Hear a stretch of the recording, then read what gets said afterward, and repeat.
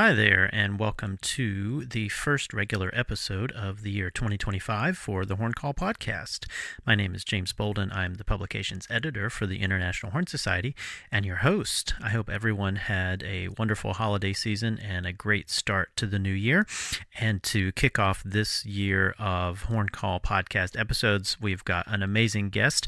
Brian KM is a multi-talented instrumentalist, composer, performer, touring musician, and just a really, really cool person to talk to. And I was very fortunate to be able to record this episode with him in person in my studio at the University of Louisiana Monroe. We had Brian as a guest artist in residency for a couple of really wonderful days, and he had the opportunity. We had the privilege of getting to hear him perform and having him work with our students. So that was a really, really awesome time. And we talk a little bit about that in our discussion today, but we get into all kinds of other things. Before becoming a solo artist and a composer, Brian was a member of the United States Navy Music Program, principal horn for the United States Pacific Fleet Band in Hawaii. He's based in Australia now, and you can find all of the relevant social media and website information in the show notes. So if you don't know Brian's music, be sure to go check out his website and all of his different social media handles to get a taste of that. And actually, if you really want to get a taste of his music, you will get to hear some brand new intro and outro music that Brian composed especially for the Horn Call Podcast. I'm really excited to share that with you all, and I think that will give about the best introduction to Brian and his music as you can get. So without further delay, we'll get right to our conversation with Brian KM. But right before we do that, let me make a quick announcement. This is for all students. We are currently accepting applications for membership on the IHS's Student Advisory Council. The Student Advisory Council gives students a greater voice and sense of ownership in the IHS. The SAC fulfills both an advisory and a project-focused role, working closely with the Advisory Council and supported by IHS resources. The application deadline for the 2025-2027 term is Monday, February 17th. So if you're interested in joining, visit the IHS website, hornsociety.org, to learn more and submit your application. And now, here's my conversation with Brian KM.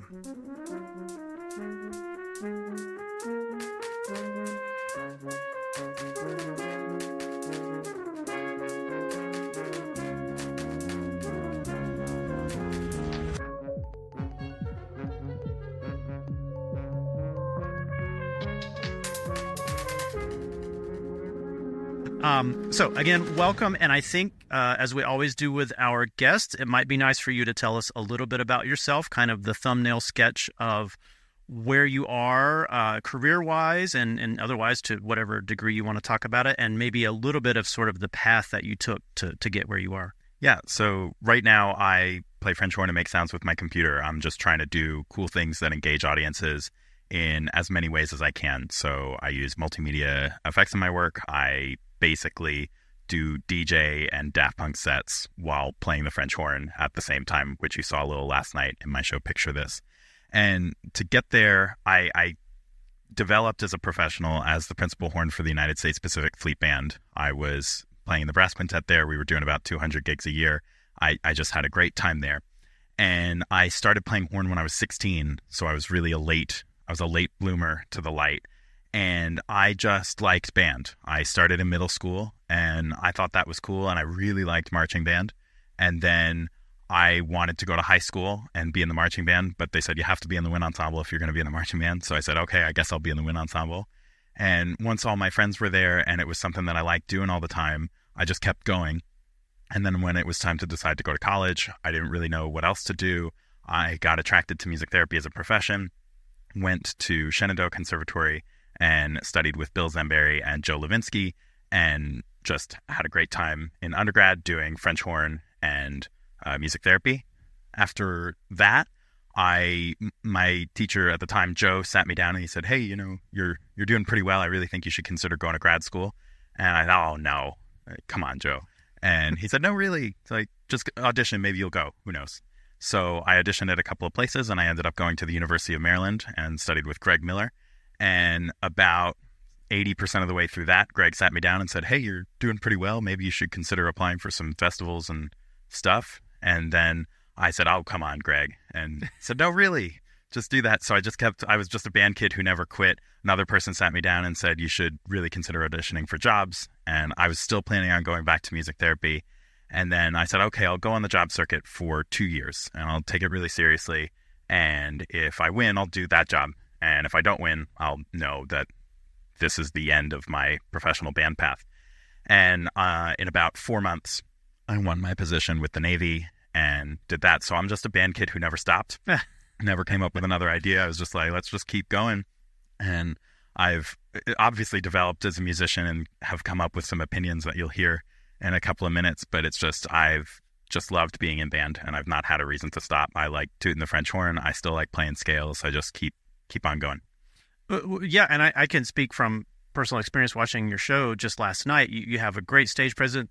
You're really terrific horn player. I mean, all of the other, accoutrement aside, I mean, the electronic stuff and all of that's good. But if you weren't a competent and very skilled player, it would kind of be for naught. I mean, it would just be sort of window dressing. But yeah, your playing certainly backs it up. Thank you. I think that was really good for the audience to hear that it's not just about the visual or the electronics or any of the toys and things that you have, although that's an integral part of your show. But you're really, really a great horn player. So I think that's important to stress too, at the outset. So did you play any other instruments besides horn coming up? Yeah, so I was a clarinet player until I was 16. Okay. And maybe we shouldn't tell the wide public that. But nobody's perfect. I saw the light eventually. I did not find satisfaction in holding the instrument, in breathing through the instrument. The first time I made a brass instrument vibrate, when you get really good tone, it feels like a lightsaber. That was it. This is the coolest thing ever. And I also had just a real fascination with playing real loud. And I have not gotten over that, as you've heard a little bit. And that skill served me well in the Navy. Just your brass quintet outside setting, just absolutely. Can you pump it out? Yeah, so absolutely. I did that. And then through music therapy, I played guitar. I learned to play piano. I wasn't really fond of piano as a clinical instrument, but I really enjoyed playing piano just as a person. And you can see I kind of view my electronics work as an instrument in itself. So there's a keyboard up above me. Maybe I'll submit a picture of the setup so we can share it. Yeah, that'd be great. There's a piano pretty high up, and then there's a 64 grid controller that I know how to play as well. So I kind of view a little bit, at least in practice, my work as multi-instrumental. Yeah, well, and then there's a choreography to it as well. I mean, you're literally dancing up there. I mean, and it's I mean, it all has to make sense, and the transitions have to hit when they're supposed to. So yeah, I having done a little bit, a minuscule amount of trying to coordinate things like that with pedals and effects and things. It's not something you can just do on the fly. You have to practice it just like anything else. So. Yeah, and those drum corps guys are teaching us a real lesson of they decide to do something and then figure out how to do it. And I try to keep that mindset for the same thing. When I'm writing an electronic show, I don't ask myself, hey, what's possible and then move forwards. It's what do I want to do and then write exactly how I'm going to do that and figure out what's possible through that experience. So the stuff that I was doing last night, it was in part improvised, the one-footed thing that I was doing. I was playing two separate buttons alternatively while improvising on horn, and that was something I had done similarly before, and I knew I could do it. And then once I was in the moment and the time is there, the skill was there. No, well, it all seemed to work. I mean, you said you've done that show a bunch of times, and you certainly seem very comfortable with all of the technology and all of that stuff. So, bravo on the show. Yeah, absolutely. So it kind of going back to sort of your formative days and then, going into music as a career and all of that stuff. Were there particular influences in your life? I think it's always an interesting question. And, with dealing with working with college students, when they come in, they maybe kind of have a vague idea about what it is they want to do and the trajectory of their career and stuff. And I always try to tell them, well, who's doing something that you want to do? Is there somebody out there that you admire? Doesn't have to be somebody personally. It could be a teacher, could be a band director, could be, recording artist or what have you. And then it's like, well, if you like what that person's doing, figure out what they did to get where they are. And that doesn't mean that you should do exactly that same thing, but at least it gives you something to aspire towards. And, you figure out your path along the way. It's different for everybody. But so the question, I guess, for you is then, were there people that were doing something with horn that were particularly influential on you? It's a funny question because it's changed so much in my career. So when I was in high school, I was such a band kid. It was all, I really liked the drum corps. I did music in the first place because I really liked blast. Mm-hmm. I loved how Stefan Dorr sounded when he played.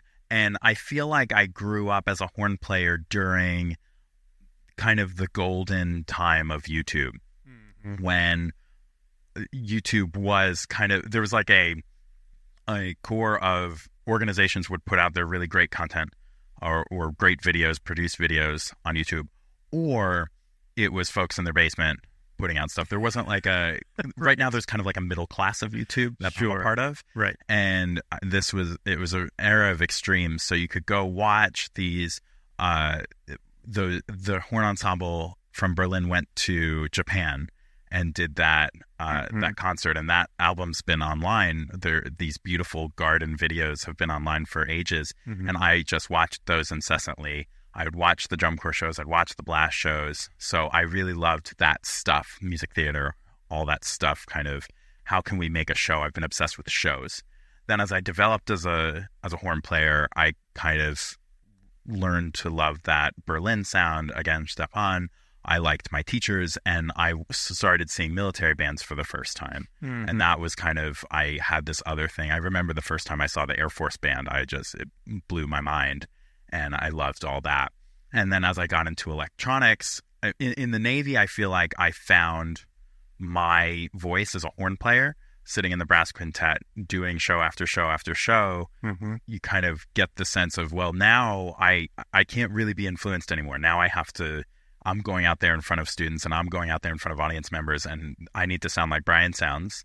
So that was the major boon to me, playing in the Navy band. But then as I started getting into electronics, I was starting from scratch again. Julia Kent was a major influencer of mine. Zoe Keating, two cellists that I loved.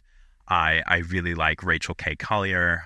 Tetro's another great one. And I just watched so much of that 2007 Daft Punk Alive concert, which is I feel like I have a master's degree in that particular album because I've been trying to figure out how they did it with the technology at the time. I've watched so many analysis videos because there's not a lot of footage that's really good. So you have people who are getting these screen caps of exactly, oh, well, this frame, we saw these buttons and them pushing, which means they were using this technique. So I loved Daft Punk doing that album. And yeah, it was, so I've had so many influences. I like those New Orleans brass bands and I don't know what they're called, but they're the same groups basically, but in Germany. And they do all those covers. I love cover groups doing stuff with brass. I love so much music that I feel like I'm a broken listener, because now that I have electronics in front of me, I can do anything. And now when I listen to music, I'm always thinking, oh, that would be really cool to do in the show, or that this feeling that I have listening to this arrangement of this is something that I want to achieve in the show, and how are they doing that? So I'm always influenced. That's really cool. So, like Youngblood Brass Band, Dirty Dozen Brass Band, that kind of... Yeah, and Blech Brass Brothers, okay. Probably more appropriately said in a German accent. Okay.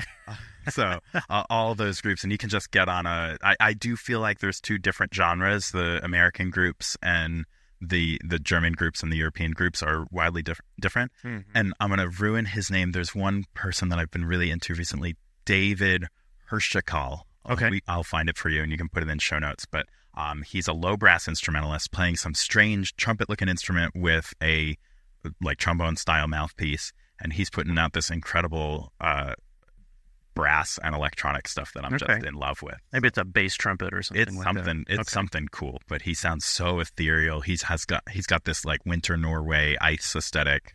I just think he's great. So, that's David, cool. If that's your first name, really, I'm sorry that I've ruined everything you do, but I'll at least share the appropriate website so you can find out who he actually is. There we go. Perfect.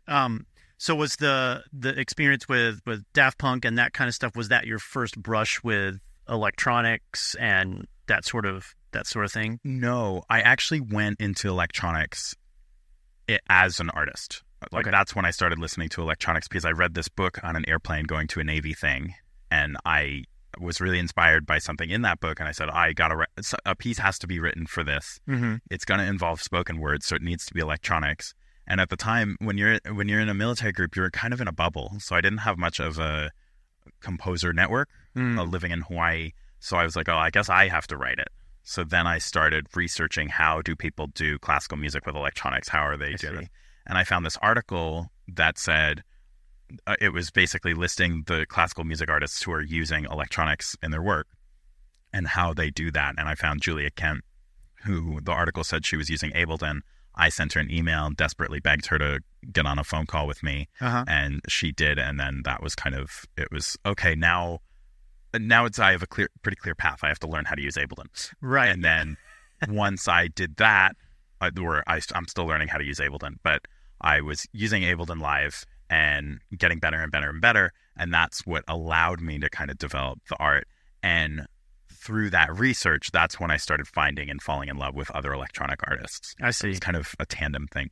Did you always have kind of I'm trying to think how to phrase this question. Were you pretty familiar with technology and comfortable with it? Because it seems like you were, because I think some people might have been just daunted simply by just getting into the technological side of it. Yeah, so I was pretty into, I was that person who, I was using Windows computers, and if I didn't like the startup sound, I'd go spend a day looking up how to go into the operating system and change the startup sound. So it wasn't so much I was computer programming, but I kind of had this insistence that if I wanted my computer to behave differently, I would go find out a way. Through the electronic music process, I ended up switching to MacBooks, and that was a whole new, I felt insecure. Right. This is a new operating system. I don't understand anything. But the thing about technology is, it's kind of like an airport. If you know how to read, you're going to be able to navigate an airport or a hospital or something like that. If you know how to read and have the patience to just think through stuff, technology is going to fall before your feet pretty easily. You just have to take your time. And if you don't like reading, you can hire a teacher.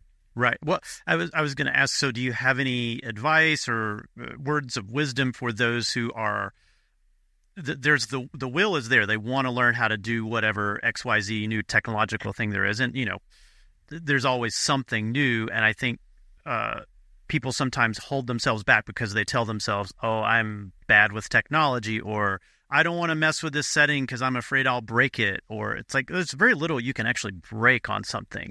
Yeah. So it drives me wild and crazy when people say, I could never do what you do, because I've only been doing it for 5 or 6 years. And I got to a pretty satisfying place pretty quickly. Now I'm in a weird land where I'm using modifications, and my electronics teacher has to look stuff up every once in a while because I'm asking him a question like, how do you go into a complex time while leaving something else in a simple time, while one of them excels and the other one doesn't? He's like, I'm gonna have to call someone at Ableton to figure out how to do that. But it's always just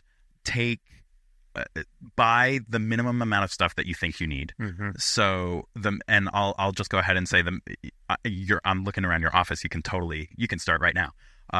Just if you have a way to get your instrument sound into the computer, so a audio interface or even a really good USB mic and a digital audio workstation. So either Ableton Live or FL Studio, or the other ones. There's all sorts of great ones. Logic, that's the one. Yes, there's a ton. GarageBand, Audacity. So as long as you can get your sound into a computer, you can do cool stuff with your instrument in your computer. There's hardware paths as well. So just if you want to do that, find your guitar friend and ask them about it. I don't use hardware for a lot of reasons, mostly for travel purposes and for it is difficult for me to create the sound that I want with in the hall. You're hearing my ambient sound, but I'm still able to get the sound into the computer. Those dry wet settings are very difficult for me, at least, to emulate with hardware. So you can go the hardware route, but for computers, it's find a way to get your sound into the computer and a way to manipulate it from there, and then start doing stuff. And when you're, I really want to figure out how to loop hands-free, well, that's when you go buy a cheap, used from reverb.com pedal, and then you learn how to use that. I only add technology when I'm exasperatingly frustrated by the technology that I have in front of me and its limitations. And I've called someone and asked, hey, how can I get over these limitations? So I add technology very slowly, and all of my purchase regrets are some kind of new synthesizer, or I'm such a sucker for good graphic design on a synthesizer package, and I don't need them. I don't need any of them. And my show uses 99% Ableton stock plugins. So you really don't need it. And my audiences seem pretty satisfied with the complexity of sound I'm able to generate. Yeah, and so like when you were talking about hardware, you're talking about the physical pedals that like an electric guitar player would have in a signal chain, like a compressor, distortion, reverb, echo, whatever. Yeah, correct. If you go to one of those coffee shop little jams, all those guitar players have them. And there are also like groove boxes that they make proper synthesizers. You can make really great electronic music just completely bypassing your computer. That's just not... I don't think it's particularly easier. I don't think it's less limiting, and I just stick with the computer because I feel pretty safe doing that. Well, yeah, and it's like when you're talking about digital audio workstations, it's kind of like you choose one, you like Finale or Sibelius for a notation, not Finale anymore, but back in the day, it was Finale or Sibelius. And then you learn how to navigate it, you learn how to solve the problems that you need to solve on it, and then you kind of just go down that path, and you get really good at using that software. Well, you were asking me about Finale, not about Finale. You were asking me about cameras, and the advice you get all the time is the best camera is the one you got on you. Right. So I get this question all the time: why do you use Ableton Live? And it's because that first article that was dated like 2012 said that Julia used Ableton, and that was good enough for me because I loved Julia's music, and I said, okay, I'm gonna go do what that is. And now, if someone wanted me to write a show on Logic, I probably could, but I don't see a need to because I've got a pretty good grasp of Ableton right now. So it's whatever you've got lying around or whatever you have access to, do that. I'm obviously partial to Ableton and think a lot of people should use it if they choose, but whatever you've got available, if you're someone who has you're a photographer or videographer and you're using Premiere Pro, you're already paying for whatever the Adobe version Audition of whatever that is. Yeah. So you can just go in that in that direction. As you go further, it's going to be really interesting how your skill level kind of goes along with your knowledge and with your technology. And when you max out your technology, your skill level and knowledge will be able to help you dictate what your next pieces or your next piece of software is. Right. Well, and yeah, I really like your point about don't just buy new stuff just to be buying new stuff, because then chances are you're going to waste your money. You should wait till you have a definite need that you're trying to fill by perhaps something new. Absolutely. Yeah. Just take your time. Don't, or not maybe take your time, but take your steps. But don't try to skip steps. Just if you get one of those, Novation makes a little launch keyboard. It's called a Launch Key Mini, and they just came out with the 4th version of it. I play the 3rd version of it. I am confident that eBay and Reverb.com are full of used Launch Key Mini 3s for people who want the 4. You go get that for like $60 and a free trial of Ableton. And my first show was called Brian Cam Live.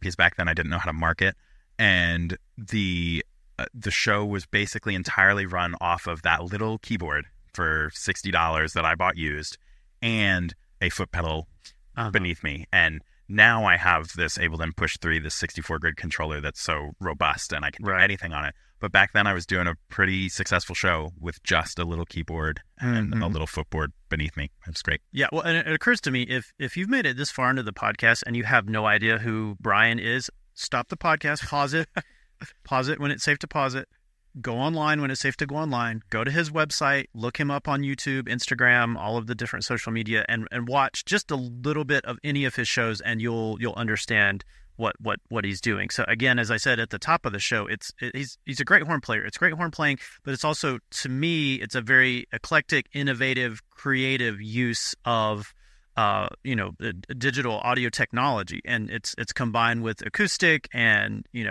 manipulation of those acoustic sounds that are being put through different types of software and all that sort of thing. So that's I guess that's the best explanation I can give of it. And if any of you look at my discography or my YouTube or my Instagram and come up with a good 3-line way of telling people what it is I do, please send me a note, because I desperately struggle to help people understand. I just tell people the Daft Punk meets classical music is the best I've come up with, but the most common piece of feedback I get from the show is, oh, wow, I really loved it. I obviously was not expecting that. And you explained it well, but I just wasn't expecting that. Wow. And then they just leave. So that's, I'm struggling to articulate what I do sometimes, but I play French horn and do cool stuff with a computer. I think that's pretty good. Yeah. I mean, yeah, I think that's pretty good.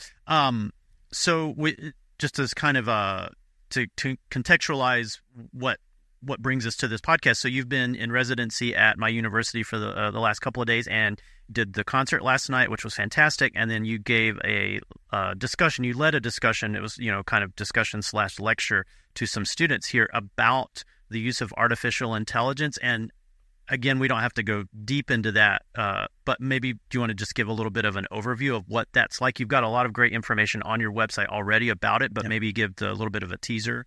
I don't use generative AI in the production or performance of my show, and I'm really proud of that. Some of my shows code AI, meaning like when people see the stand effect, they'll sometimes ask, oh, was this person, the computer is personified, is he a generative AI? And the answer is no. I wrote the script, I imagined what a computer might feel about certain things, and then I hired like 15 voice actors to bring the voice of Stan to life. And I recently attended a lecture at a university that will go nameless, where the panelists said that AI is going to get to a place where it can replace the, quote, generic artist job. And you teach a history class and know all of these great composers who are doing generic artist jobs in the court. And I just think about what a tremendous loss would be, and what a sad attitude that is. And for anyone who's out there who suggests that AI is not going to get to a place where it can replace artists, I would encourage you to do two things. First, I'd encourage you to go look up comparisons of generative video between 2023 and 2024, so last year and this year. The best one that I found is the Will Smith eating spaghetti that I showed. The amount of improvement that they've made in just 12 months at the consumer level is stunning. And then part two is consider the space program. So in 1903, the Wright brothers flew their plane in Kitty Hawk. And in less than 70 years later, they put a man on the moon. And that just is, first of all, an incredible thing and a testament to what technology can do. But anyone who knows that fact and then goes and looks at the quality difference in generative video, they're just not paying attention. So we need to, in my view, work as cultural agents to try to help each other behave more appropriately and develop the views. And the analogy that I was using in your class was, we have all these ways of describing people that we don't use to describe people anymore. So, for example, gay was an insult when I was in high school. Oh, that's so gay. And we don't do that anymore. And it wasn't banned.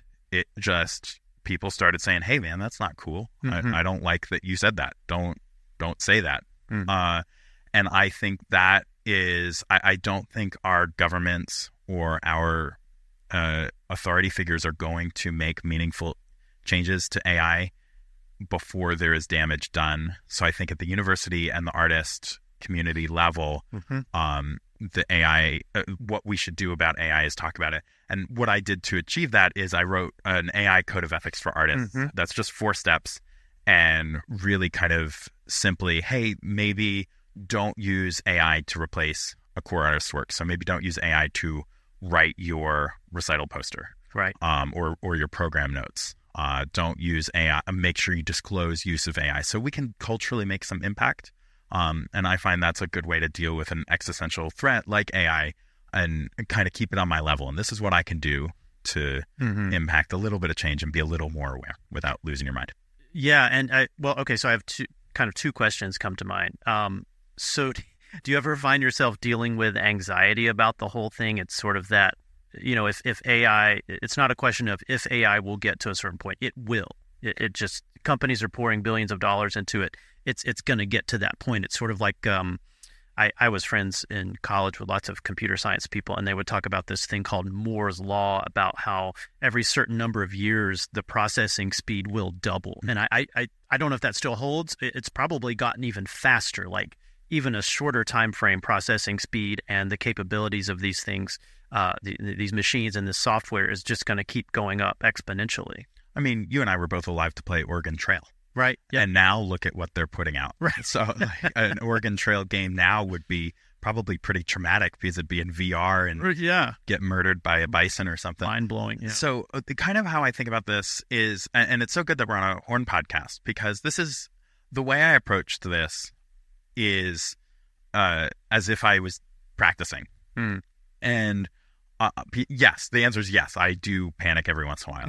But when I get a piece of music, like it was those really thick etudes, those Maxime Alphonse etudes, those are a fantastic practicing tool for psychology, because you take them out and you have a small panic attack because they're so thick and there's so much ink on them and they're very frightening. Like, that's what they are. They're just frightening.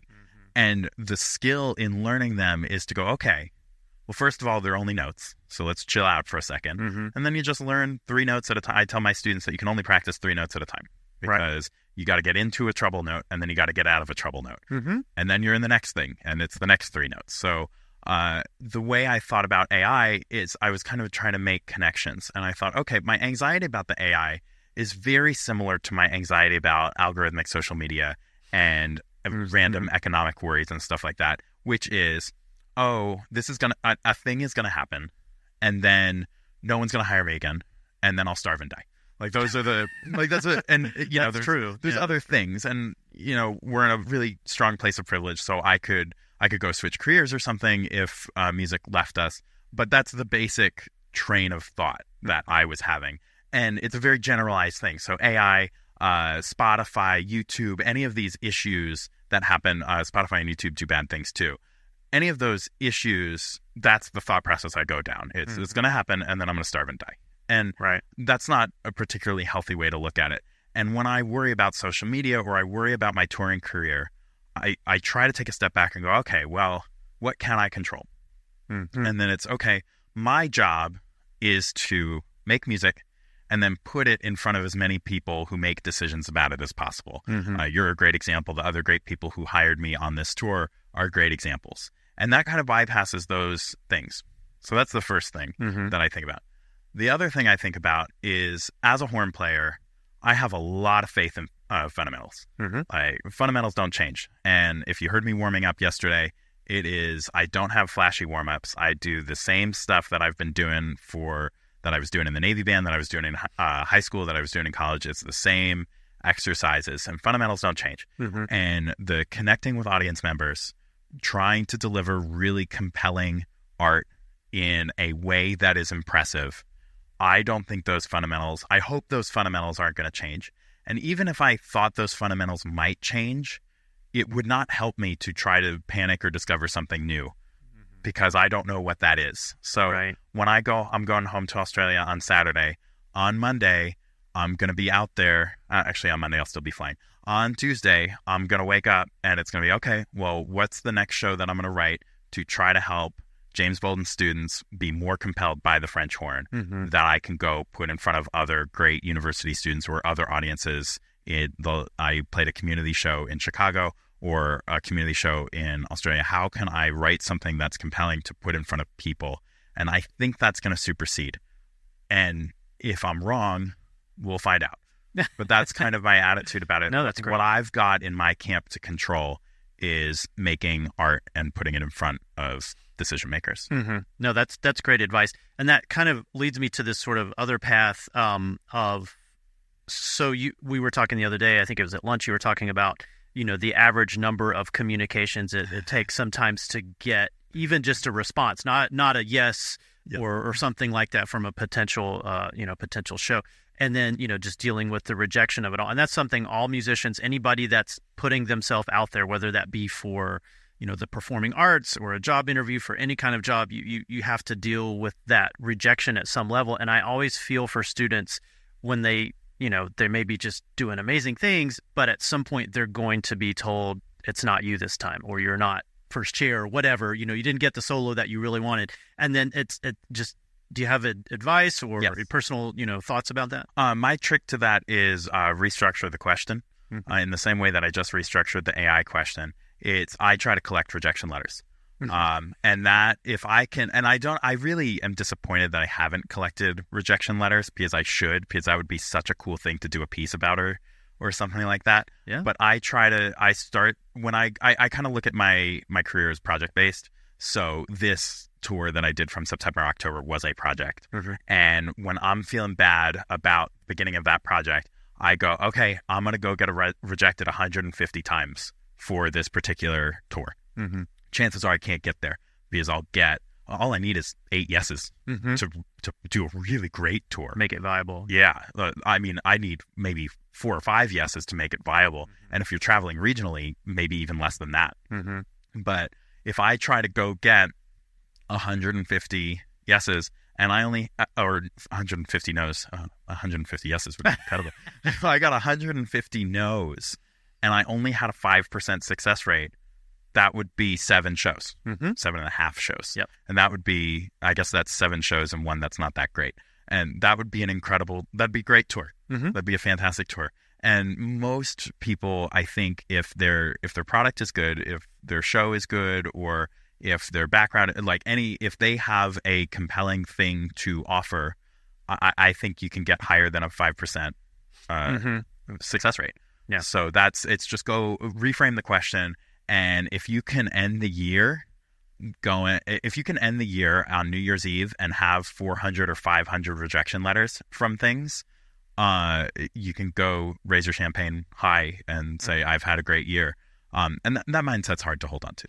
And it is. Yeah. And you put it back together. And if you have 500 rejection letters and not a single win, then you have to take a look with a trusted adult or teacher or something like that, because you do have to be monitoring, and collecting rejections is one thing, but you also have to count the wins. So I got rejected many times for this tour, but when I go home, I have these pictures of me with audiences. I have these emails from professors who liked what I do, and I get to go, okay, it's working. I know what I'm doing. Yep. Go get another 500 rejections for next year. Your smile files. That's I've heard people call that's great. Yeah. No, and that's excellent advice. And I think a lot of it has to do with the way we stigmatize failure, or the way we frame failure, at least in Western society. Failure is not a bad thing. Failure is essential for learning. If you only ever succeed, you've learned nothing. As a fan of the podcast, I'm dismayed that you would have a failure like Brian KM on your show. No, this is great. This is really good. I'm looking at my notes now, so this will help. Yeah.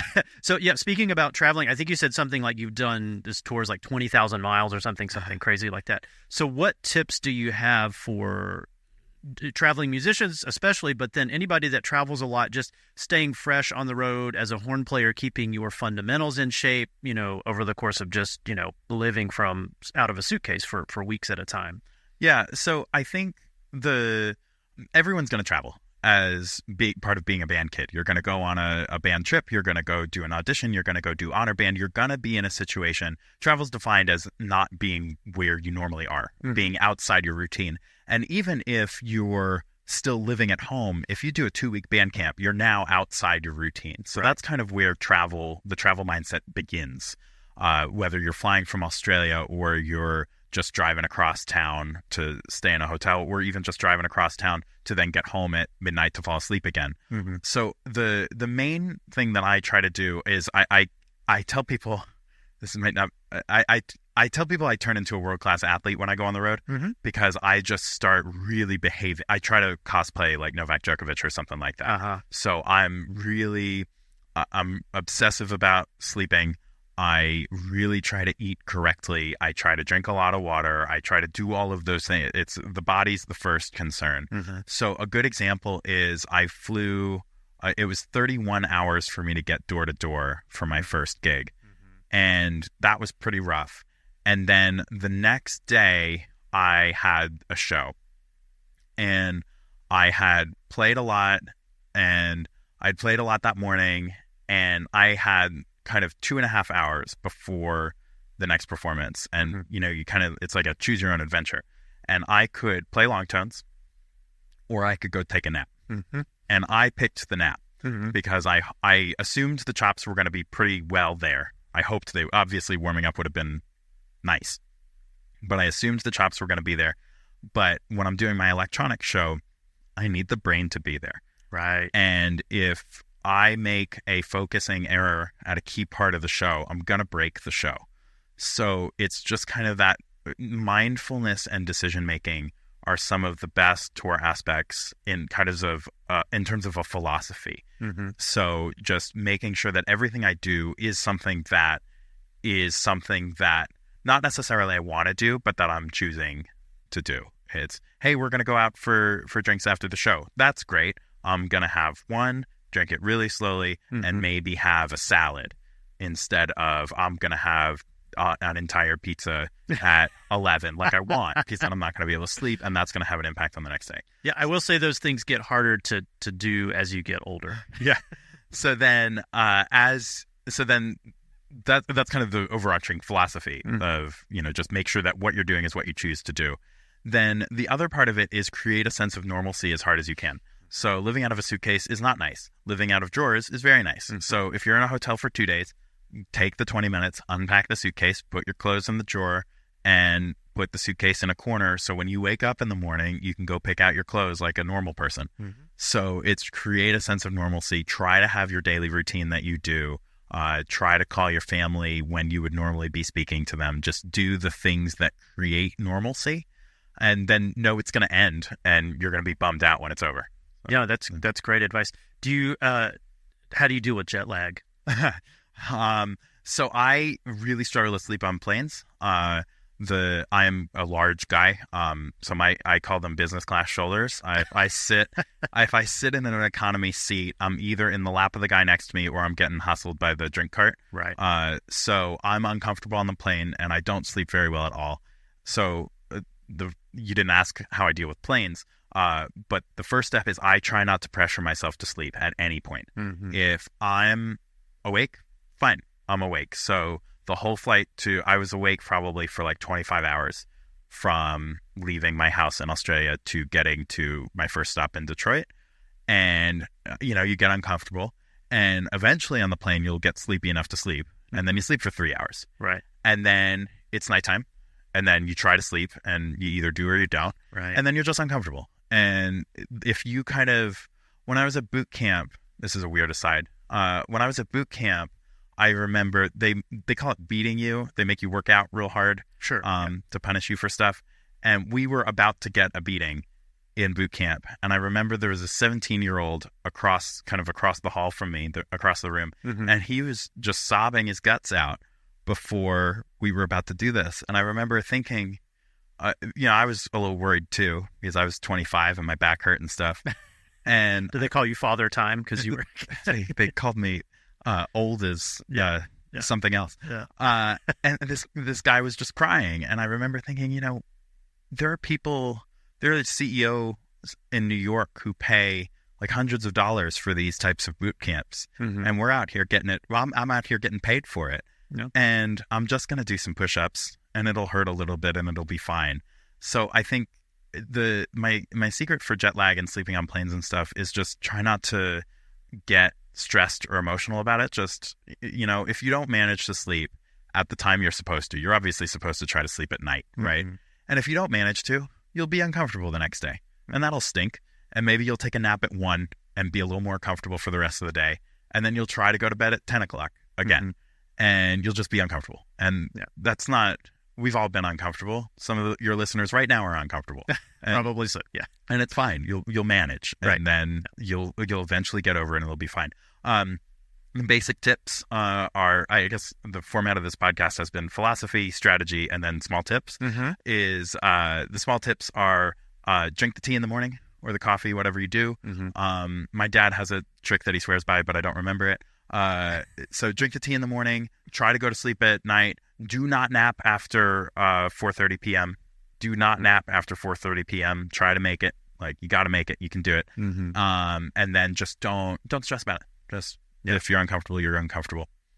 No, that's great advice.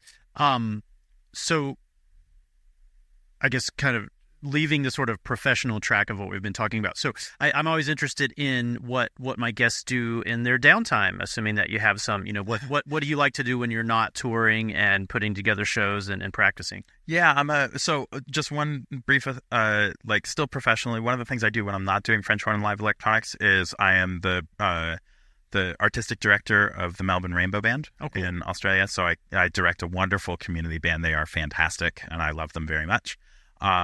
So that's one of the other things that I kind of also do in addition to my horn and teaching life. Mm-hmm. I'm sorry, what was the question? But what do you like to do in your free time? Yeah, pastimes. I'm a pretty, I play tennis. I'm a big tennis fan. So I am often watching or playing tennis or thinking about tennis or reading about tennis or doing something tennis related. So I'm a big tennis fan. I've been playing tennis since I was 4 years old. I like eating and drinking things. So there's an amazing cafe culture in Australia, and I love going to the cafe and just watching people. I do like my work, so I like playing with synthesizers and stuff like that. Mm-hmm. I ride my bike. I go camping. Photography is a part of my professional life, but I go out and shoot and do videos and stuff like that. Mm-hmm. And that's pretty much what it's a lot of tennis. I go to the gym I go to the gym like 4 or 5 times a week when I'm at home. So when you add together the work, gym, conducting practice, biking, tennis, I'm pretty full up at that point. Oh, that's awesome. That sounds like a really full life. Brian, I don't want to keep you too long, but this has been a wonderful conversation. I think kind of maybe to wrap things up, if that's okay, if this is a good place to, it might be nice to talk about what's coming up for you on the horizon. You mentioned, looking towards that next show. Are there things you're excited about doing coming up in the near or far future? I'm so excited to sit down in front of my setup every day. Mm-hmm. It's just awesome. I have been so lucky to have done 3 successful international tours in the past couple of years, and I am tired. And in 2025, I am not planning on coming to the United States to tour. I am coming to tour in 2026. Mm-hmm. So if you are a college professor interested in seeing what I do or hearing about what I do, please write to me about gigs in 2026. But I am shifting 2025 to a much more artistic and online strategy. So I'm going to be hopefully writing and releasing a lot more music for me and for horn and fixed ensemble and for horn and fixed electronics and ensembles. I'm going to be doing a lot more of that. I'm going to be much more prominent on YouTube and Instagram than I used to be. I'm hoping to start some live streams with the composition process and performance type stuff. So finding me on YouTube and Instagram and TikTok at I'm Brian KM, which is not I am Brian KM. I am Brian KM. Mm-hmm. I am Brian KM is a super cool bodybuilder dude who you should totally go follow. But he doesn't play horn. And he could snap me in half. So follow him and go follow I am Brian KM. I am Brian KM on Instagram and YouTube and those places. And briankm.com is my website where you can sign up for the AI Code of Ethics. But just be on the lookout for stuff on the internet that this cool horn and electronic guy does. Fantastic. And thanks again. Thanks so much.